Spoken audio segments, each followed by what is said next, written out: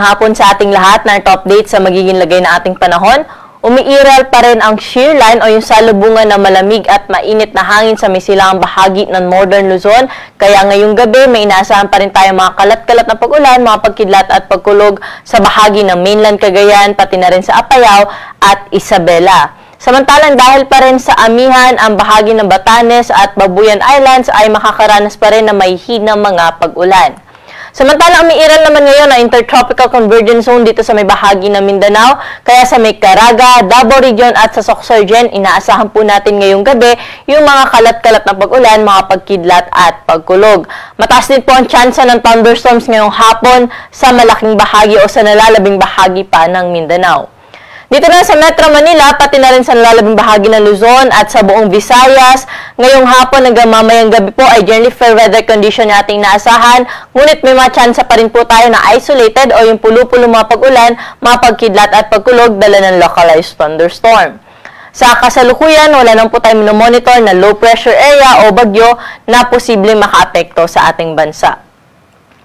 Para po sa magiging lagay na ating panahon bukas, inaasahan natin na bahagyang lalakas yung ating amihan bukas. Kaya kahit dito sa may bahagi ng Cagayan, Batanes, kasama po dyan yung pati na rin yung Babuyan Islands, ay makakaranas ng maghapong makulimlim na panahon na may kasama may hina hanggang sa katamtaman ng mga pag-ulan.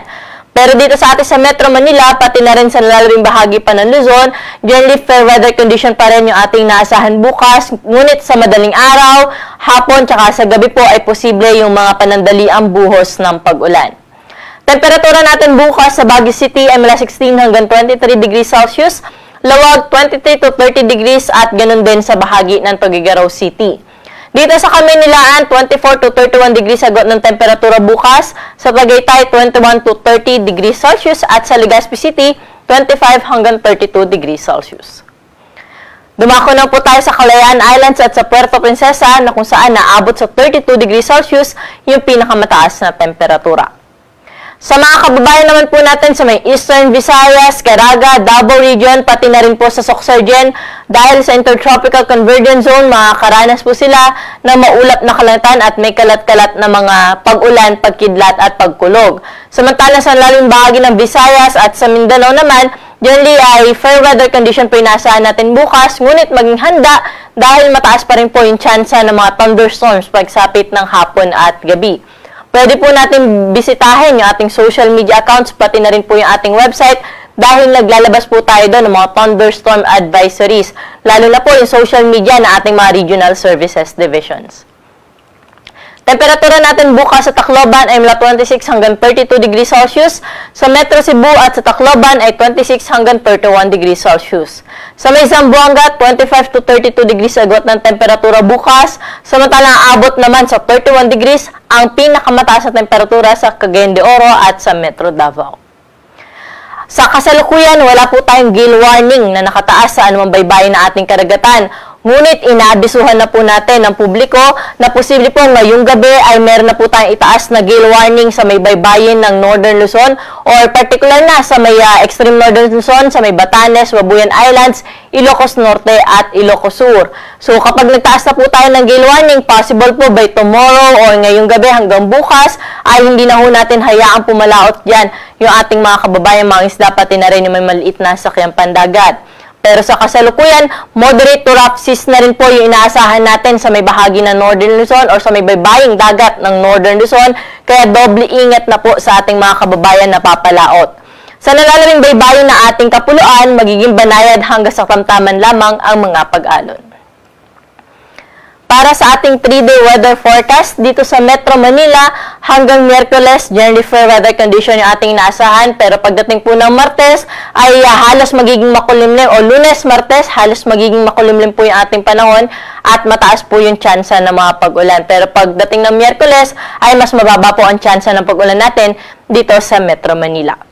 Sa Baguio City naman po, Lunes, may mga tsansa ng thunderstorms, pero pagdating ng Martes hanggang Miyerkules ay mga isolated light rains o yung mga pag-anbun po yung ating inaasahan, dala ng amihan. Sa may Legazpi City, mananatiling mataas yung tsansa ng mga thunderstorms sa hapon at sa gabi. Dumako lang po tayo sa Metro Cebu, pati na rin po sa Iloilo City na kung saan wala tayong naasahan na malawakang mga pag-ulan po dyan maliban doon sa mga isolated o yung pulo-pulong pag-ulan pagsapit ng hapon at gabi. Pero sa Tacloban, dahil nga po sa Intertropical Convergence Zone hanggang Lunes, ay magiging maulap po ang kalangitan dyan at may mga kalat-kalat na pag-ulan, mga pagkidlat at pagkulog. Ngunit pagsapit ng Martes hanggang Miyerkules ay improving weather condition yung inaasahan natin sa bahagi ng Tacloban City. Dumako lang po tayo sa mga key cities natin sa Mindanao. Sa Metro Davao na kung saan Lunes, Martes ay generally fair weather condition na po inaasahan natin. Pero pagdating po ng Miyerkules, muli po sila maapektuhan ng Intertropical Convergence Zone. At kaya po pinag-iingat pa rin po natin yung ating mga kababayan dyan at mag-antabay po sa mga update na nilalabas ng Pag-asa. Sa may Cagayan de Oro City, tsaka sa may Zamboanga City po, wala naman tayong inaasahan na malawak ang mga pag-ulan for the next 3 days, maliban doon sa mga isolated rain showers, madalas sa hapon at sa gabi. Temperatura natin sa Metro Davao mula Lunes hanggang Martes ay posibleng umabot sa 25 hanggang 33 degrees Celsius, pero sa Miyerkules nga, dahil mataas yung chance ng pag-ulan, aabot lamang sa 31 degrees yung maximum temperature. Sa may Cagayan de Oro naman, 24 to 32 degrees agad ng temperatura. Ganun din sa may bahagi ng Zamboanga City na kung saan naabot naman sa 33 degrees ang maximum temperature.